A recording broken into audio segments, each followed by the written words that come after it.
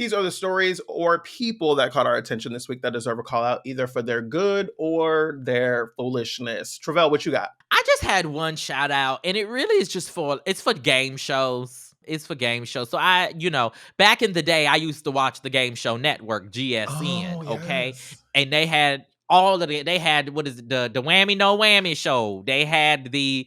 Oh, that's what I was gonna say. Press Your Luck was... That's what they did like a reboot. It wasn't that good, but... They had Card Shock. They had, what's the one with the Hollywood Squares was on there. Yes. Lingo, the original Lingo. Now there's a rebooted Lingo with RuPaul as host. Password, obviously. Huh? I didn't know RuPaul was hosting Lingo. That's cool. I'll have to check it out. Yeah, that's one of the ones I be watching. That makes sense. And I just wanted to shout out game shows because I love that we are in an era in which some of the older game shows that I used to love when I was, 10 to 15, watching 10 to 15 watching these old white people primarily on Card Shock. You're such an old lady.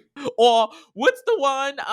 Match Game? Match Game. Match Game. Watching these old Hollywood types, because they were always older Hollywood types who were like retired actors or whatever, comedians. Anyway, so I love this era that we are in now, where we're getting the rebooted Supermarket Sweep, which I've talked about before with Leslie Jones. We've got Lingo with RuPaul. There's another one. Oh, Password. We've talked about Password with Kiki and that white man. What's his name? Jimmy. That one. I almost said Jimmy Kimmel. I mean, it's 3 white men named James in the evenings. Jimmy Fallon. That one. And so I just wanted to shout it out. I just wanted to shout them out as a genre. I love seeing it. Keep making them. Thank you. Y'all doing it for me. Can I say, when I was a kid, my grandmother used to watch me as my parents were at work, and we would watch The Price is Right in the morning. And I was a baby, and she was like, I don't know how you as a baby would know when people were winning or losing, but whenever people would lose, you would be like, "Aw." And I was like, oh, it's that sound, right? It was right. Right. You're like, that ain't a good sound, even to a baby, right? Like, you can see these people are upset. Last thing on this game shows piece, I feel like Press Your Luck had the most gospel-y, that's grammatically correct, the most gospel-y theme song of any show I've ever seen, even shows about church.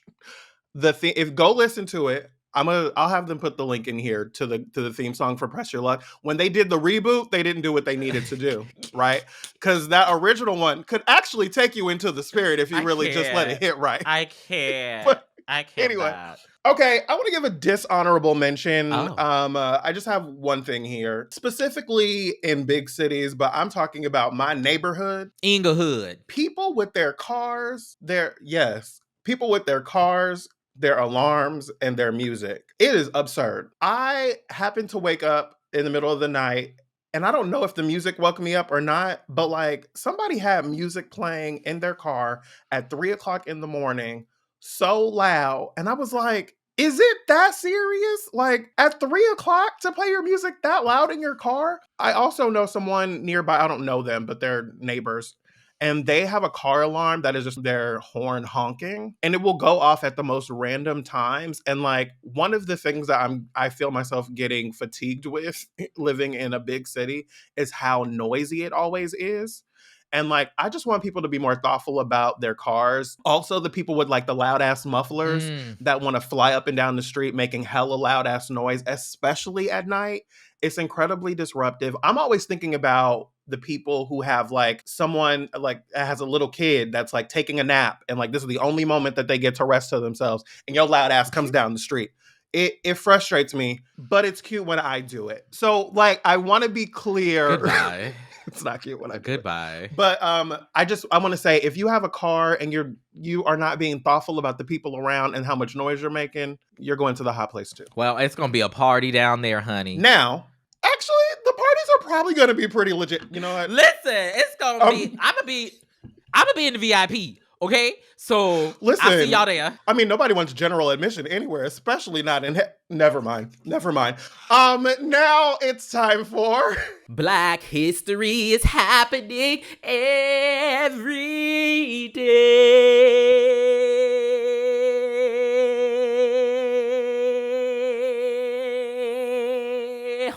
Okay, this week's Black History moment comes from producer Palmira Muniz, who is determined to Boricuafy FANTI. She would love us to let you all know. We're going to shout out Arturo Alfonso Schomburg, a Puerto Rican and American historian, writer, curator, and activist, one of the most influential forces in creating the New York Public Library's Schomburg Center for Research in Black Culture. It's a cute, nice little building in New York. Y'all got to check it out when you are there. I have been. The research center named after him, of course. Born in Santurce, San Juan, Puerto Rico in 1874 to a Black mother from St. Croix and a father of German descent, Schomburg grew up during a time where Black African history was not taught in the schools in Puerto Rico, which devastated him. He had a natural curiosity and an obvious pride in his Blackness, and he set out to not only find out that history of his people, but was determined to archive so much of it. He did that various ways throughout the country and the globe. Check him out, look him up. In 1926, the Carnegie Corporation funded the New York Public Library's purchase of Schomburg's private collection for $10,000, and that marked the beginning of the 135th Street branch's transformation into what we know today as the Schomburg Center, preserving the lost, stolen, and hidden history of the global Black experience, formed the cornerstone of the Schomburg's eventual life work, consisting of research and preservation, leading him to become, one of the premier collectors of Black literature, narratives of enslaved people, artwork, and diasporic materials. I know that all of the academics that listened to us, you're probably well familiar with Schomburg and the Schomburg Center, so shout out to him. I want to give a shout out to my friend Chris Stalling, who introduced me to the Schomburg and has, worked there, volunteered there for a number of years. The Schomburg's a really special place, so shout out to all the folks over there. That is going to do it for us.